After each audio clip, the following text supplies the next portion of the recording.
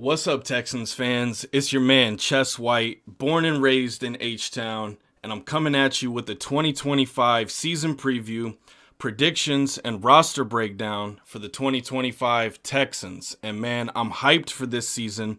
I hope that you guys are getting hyped too for preseason week 1 against the Minnesota Vikings on Saturday. So look, this is the best 53-man roster that we've ever had in franchise history. I've been watching this team since 2006. I've watched almost every down of football.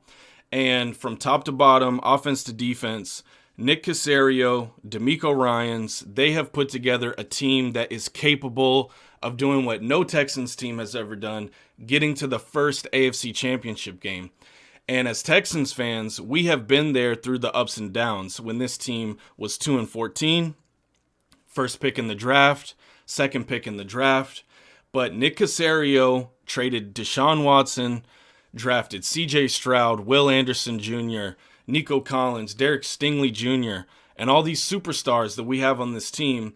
And so in this video, I'm going to go through our roster, tell you what to expect from different players, and what to expect from this team. Because my expectation is that we get to that championship game this season. I'm expecting CJ to improve from the things that we've seen in year 1 and 2.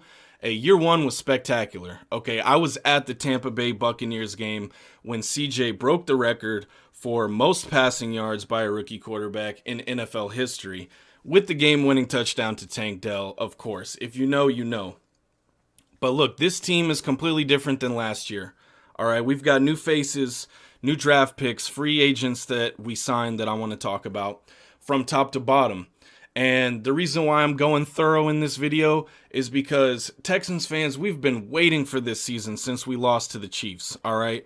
And in that game, we were close, but we did not have the 53-man squad that we needed. CJ was getting beat up in the pocket all season. We know we've been through the issues of last season. Let's talk about this team right here. What's going to be different? First thing that's different is we have Nick Caley, all right? If you're a real Texans fan, you got as angry and as pissed off as I was at Bobby Sloak for calling stupid plays. All right. We play Madden. We know what plays should be called for this team. And Bobby was not it for us. All right. He didn't have the attitude, the swagger, the confidence, the leadership that we need for this squad to get to a championship, to get to the Super Bowl. That's what we're really trying to get to ultimately. But to get there, you got to get to that championship game first. And this franchise has never done that. So we got Nick Caley. What does he want to do? He wants to run the football. Okay, we know that. Joe Mixon changed this franchise last year when he came in and Nick Caserio got him for a 7th-round pick. He dominated week 1 against the Colts last year. And he's going to be out. So what is this running game going to look like with Mixon on the sideline, most likely for week 1 against the Rams? Well, we're going to get to see the first example of it this Saturday against Minnesota Vikings preseason week 1. And what's the most important part of any run game? It's the O-line, all right? So this year, we're going to have a completely different O-line. We traded Tunsil to the Commanders. We traded Kenyon Green. We cut Shaq Mason. We drafted Ariante Ursary. We got Jake Andrews from the Patriots. It's going to be a different looking team. Got Cameron Robinson from free agency as well. This O-line has to set the tone for this entire team because the defense we know is going to ball out. We know the defense is going to be a championship level defense. And if this O-line can just be average with the run game and with pass pro, this team has everything that it needs because in the draft, we got more weapons for CJ, Jaden Higgins, Jalen Noel. Excited to watch these guys play. Excited to see Christian Kirk in a Texans uniform after watching him in a Jags jersey for a long time. And y'all know that if Nico is healthy, man, dude has the ability to go for 2,000 yards receiving this season. So, yes, we want to run the football first, but this passing attack is very deadly if CJ has time. CJ's an incredible quarterback, improvising in the pocket, finding people with anticipation, touch, accuracy, everything that you could look for. CJ is set up, if he has good protection, to have an MVP type of season. And that's not just Kool-Aid, man. You watch the All-22, the people out there who break down the film, CJ is one of the best young quarterbacks in the league. And so this offense has the ability to put up more points and be more efficient than the offenses we saw in the last 2 seasons. And again, with the defense, everything starts up front. It starts with this defensive line that DeMeco has put so much energy and effort and money into building. Will Anderson Jr. is one of the leaders of this team, and he sets the tone on the defensive line. Absolutely relentless. Danielle Hunter on the other side, absolute beast. He's a freak. He's got pass rush moves for days. On the inside, we've got Danico Autry, Mario Edwards, Foley Fatukasi, Sheldon Rankins coming back on the team, and don't forget about Tim Settle. So this group is going to be shutting down the run, pushing the pocket, and controlling the line of scrimmage, freeing up those linebackers so that they can shut down the running game and control the line of scrimmage. But the highlight of this defense, and maybe the team for some people, is this secondary. And I'm excited to see Stingley, Lassiter, Bullock, and CJ Gardner-Johnson do their thing. And don't forget Jalen Petrie over there playing nickel and playing the slot and coming on those blitzes and just bringing that energy to this team. This is the swarm team that DeMeco has been talking about, that we have seen dominate different teams. Against the Chargers in the playoffs, the defense was dominant, getting the interceptions, pressuring the quarterback, and truly changing the game. So this defense is going to be lights out, and it's going to be fun to watch. But what we really need to do as a team is focus when it comes to the playoffs and execute. In the last couple seasons, some of the things that have hurt this team is penalties and not being focused in the playoffs. So now let's go through this roster and talk about some of these players from top to bottom. Azeez Al-Shaair, middle linebacker, is always going to be important for DeMeco. And the guy has been a great player in his career, and I'm hoping for an even better season in year 2 for him, being one of the captains and leaders of that defense.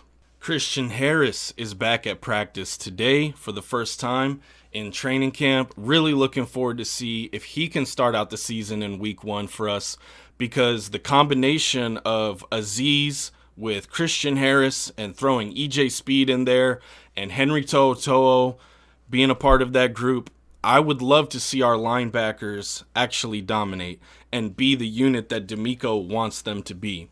And Christian Harris is probably the fastest one of the group and the best in coverage, but we haven't seen him much because he missed most of last year with injury. All my Texans fans know that. And he's got great athleticism.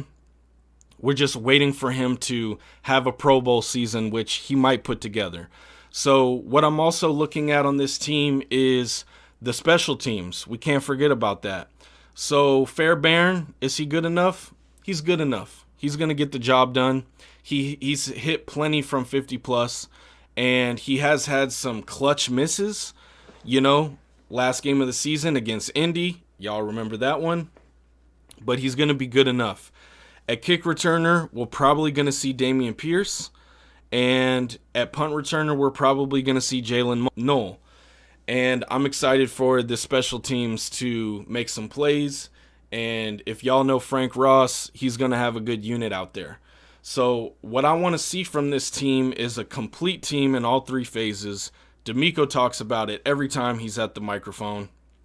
Playing complementary football and situational football is going to be really important for this team to get close wins. In the NFL, games come down to 1 score and 2 scores every single week. And so this team needs to put together enough wins to try to get a home field advantage going into the playoffs, or even a second seed, a top seed if possible. When the Texans play at home in the playoffs, they are a different team. And I would have a lot more confidence even going up against some of the best teams in the AFC if we're playing at home. And if we want to make it to that championship game, we've got to get through that divisional round. And if we can host that game, I like our chances. But we're going to have to see one game at a time. So we're going to preview week 1 against the Rams. So going against the Rams on the road, it's not how you want to start the season. I'm just going to be honest. The Rams are a damn good team. Matthew Stafford's a damn good Super Bowl winning quarterback. And it's not entirely sure that he's going to play at this moment before preseason. He's dealing with an injury. But that D-line with Jared Verse, man, it's going to be a challenge for this team to go on the road and beat them. Do we have what it takes to beat them? Definitely. If we're going in at full strength week 1 on the road, we could put up a good showing against the Rams and start out with a win. If you take the L in week 1, it's not that big of a deal because it is an NFC opponent, and you're going to turn around and come back home the next week. So we'll talk about what to expect in week 2 and in this division as well. So week 2, we're going to be coming home to play the Buccaneers. Now, we should be expecting to win that game, but as we've seen many times with Baker Mayfield and Tampa, you cannot underestimate this team. They have got players at key positions, and they can give the Texans problems. So hopefully you can start off the season 2-0 and go into a 2-game stretch in the division against the Jags and the Titans. Our division has changed completely, and it starts with the Jags going to get Travis Hunter in the draft. I was not as high on Travis Hunter as other people were. Okay, when I watch him, I see a guy who's very lanky and maybe doesn't have the elite athleticism at wide receiver that, to me, someone watching Andre Johnson in his entire career, Calvin Johnson, Julio Jones, I don't see that when I see Travis Hunter. His ability to play both sides of the ball is truly unique. And if he can do that all season, man, hats off to you, Travis Hunter. Like, that's mad props because, dude won the Heisman. Dude's a baller. And I'm excited to actually see how he plays and how Brian Thomas plays going into year 2. And, I'm not really afraid of Trevor Lawrence, but he's still an NFL QB. He's still the first overall pick of the draft, and he might start to put things together this year with 2 good receivers. Now, the Titans are going to be a completely different story, and I'm going to be excited to watch Cam Ward in his rookie year and see what type of QB he's going to be. He does have a lot of skills, and he can move, and he's got an arm. Will Levis out of the picture, and they're basically in a reset, and a lot of changes on their roster. So, you should be able to start out 4-0 if you have everything firing on all cylinders. Now, if you lose to the Rams, not a big deal, because if you can pick up those 3 wins in the first quarter of the season and end it at 3-1, you're feeling good about where this team is at, with a huge challenge coming up the next week in the Ravens. And maybe a really good opportunity for this team to get past the Ravens in the regular season. I mean, it has been hard. Y'all remember CJ's first game of his career against the Ravens on the road wasn't pretty. And this team needs to get past some of those bullies and just put together a good regular season. So now we're going to talk about the next 3-game stretch of the season, which is going to be very difficult. You've got Seattle Seahawks, San Francisco 49ers, and Denver Broncos. This is not an easy schedule, y'all. If this team can come away with 12 or 13 wins with this schedule, this is going to be a battle-tested team because Seattle is going to be, in my opinion, a sleeper team this year. With Darnold, with the pieces that they have on the defense, with those running backs over there, and with bringing Cooper Kupp in, they're going to be a problem. And we've never really played very well against them or the Niners in our franchise history. The Niners also have an incredible 53-man roster. I'm not as afraid of Brock Purdy. I'm not as high on Brock Purdy as some of the people out there. But man took him to a Super Bowl and he got paid. And you don't want to mess with the Niners. The Broncos really turned things around, right? From Russell Wilson and that situation in Denver to picking up Bo Nix and building an elite defense over there. They're not going to be a cakewalk. So these are, in my opinion, 3 tough games in a row. When you continue to look at the schedule after the Broncos, we're going to have a game against the Jaguars and the Titans again. Is that a strange coincidence? Maybe. But then you've got the Bills in a primetime game at 7:15. We beat the Bills last season, but there is no promises when you go up against Josh Allen. The guy is playing at an MVP level the last couple seasons, and he could present too much for us. That could be a game that we take an L right there. Then we finally get to Indy. Indy's a team that I've been meaning to talk about so far. So now let's talk about Indy. I am not afraid of Anthony Richardson or Daniel Jones, okay? Indy probably has the best roster outside of Houston in this division. So if they get above average quarterback play, they are the biggest threat to us. They have an incredibly good D-line. They have had a good O-line for a long time and a strong running game with Jonathan Taylor.